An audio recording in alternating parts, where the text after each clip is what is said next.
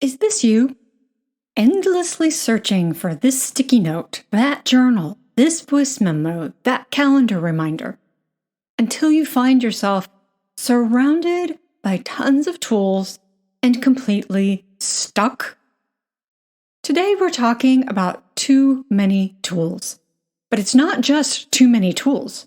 It's too many tools for which we don't know their purpose in our lives. Why are we even using them? What are they doing for us? Today, I want to share a quick, simple exercise that you can use to figure out if you have the right tools for what you need to do in your life. If this is your first visit, welcome. I'm Megan, and I'm fascinated by how we make sense of what we know and do so that we can cultivate a life that matters. That's why this channel is a space where we can play with and apply various tools and techniques that help us take one meaningful action to connect with who we want to be. If that sounds good to you, come on in. And if you like this video, hey, why not like and subscribe so you can see more videos like this every month.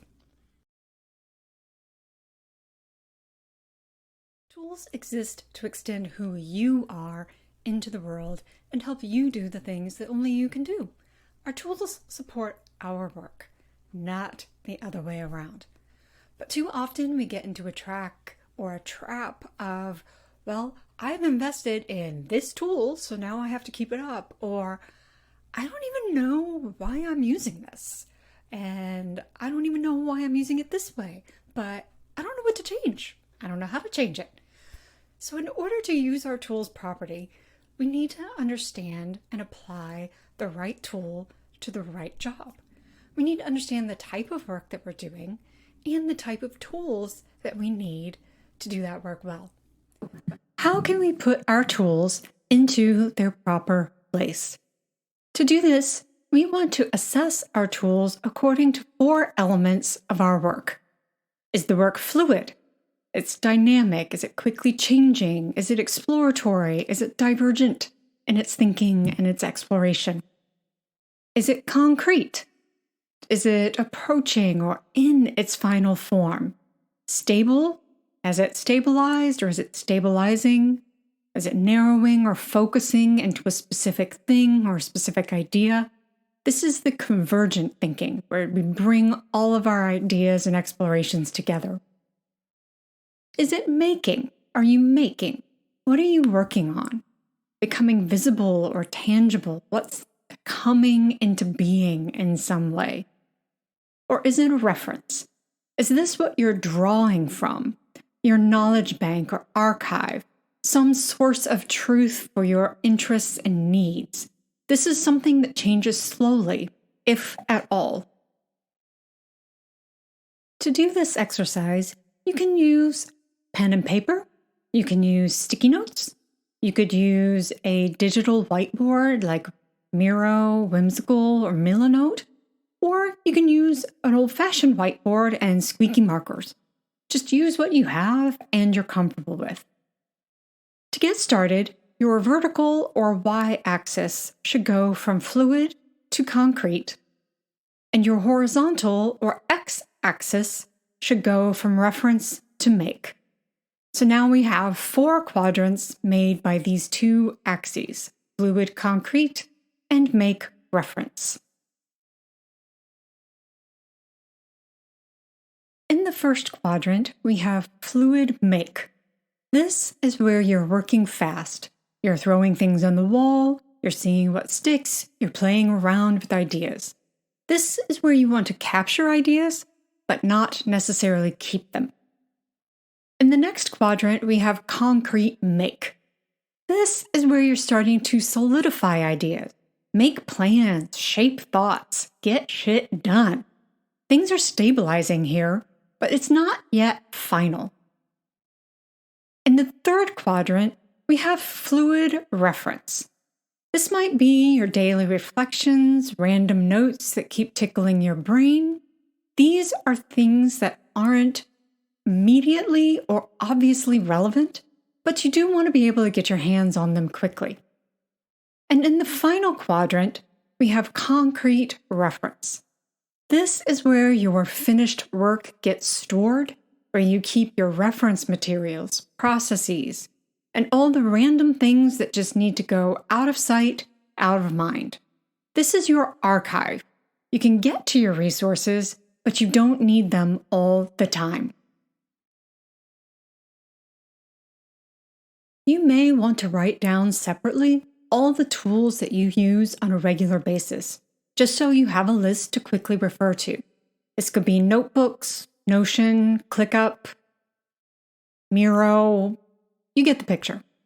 Next, just start plotting on the quadrant where you think your tools best fit. Maybe you use a whiteboard when you're brainstorming, in which case it would go in the fluid make, but you draft your proposals in Canva, which could be in the fluid concrete. Maybe you use Readwise to capture all your media, which would be in the concrete reference, but you write your essays longhand in a notebook. That would be in fluid reference or fluid make.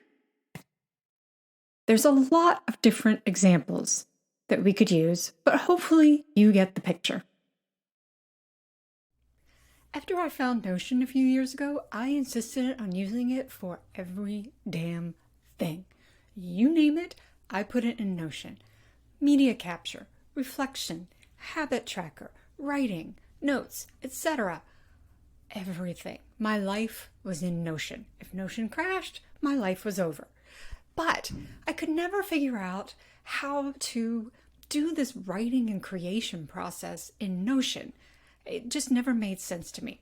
I could never figure out how to get from media to notes to the final product, whatever that was. So after experimenting with several setups and several types of tools, and then this has gone on for years, right? So I decided a few weeks ago that I was going to sit down and write down everything that I'd used to do what I needed and wanted to do, and then I was going to map it out onto this matrix. After doing this, I realized that what I actually really needed was some sort of visual option to see my thoughts and let them be messy and freeform, see what connections I made, without worrying about the final product.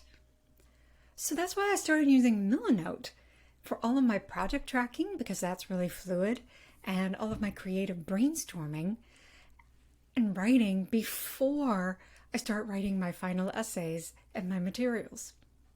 Until I used this matrix, I hadn't made the connection that the layout and the structure of one specific tool, like Notion, was completely cutting me out of a key stage of my creative process, that messy, free-form, connective stage, that divergent thinking that's so popular and fun.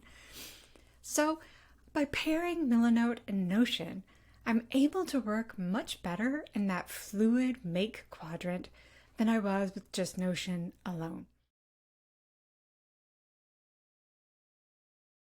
Here's the deal. I look at my systems, rhythms, and tools through the lens of CEDAR. CEDAR is a framework I've developed that helps us collect what resonates, explore its significance, discern what matters, act with purpose, and reflect on what we've learned. We can use CEDAR to define the function of our digital tools, make an important decision, organize a research project, or identify where we are in a process or a situation.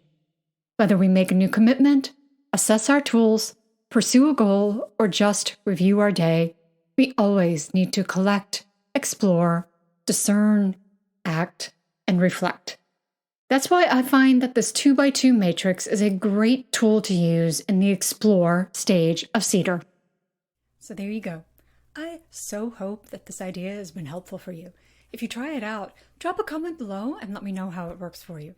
If you'd like to learn more about CEDAR, you can always visit my website, link below, and learn more about CEDAR, the process, the framework, and how you can implement it in your own life.